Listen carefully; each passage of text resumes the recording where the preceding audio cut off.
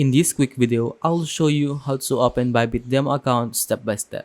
So the first step is to go to testnet.bybit.com, then click sign up. You can create an account using an email or a mobile number. For example, I'm going to use email. Then type down your password, then click create account.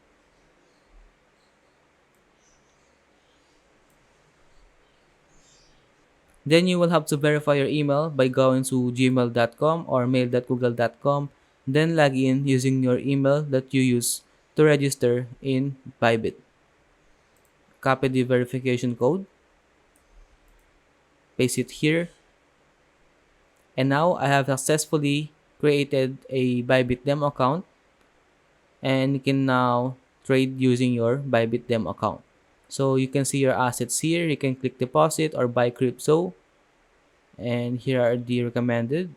You can now copy trading, or you can now use trading bots, and you can see here your UID, account information, identity verification, and the security level. And if you want to check out your dashboard, you can just click here.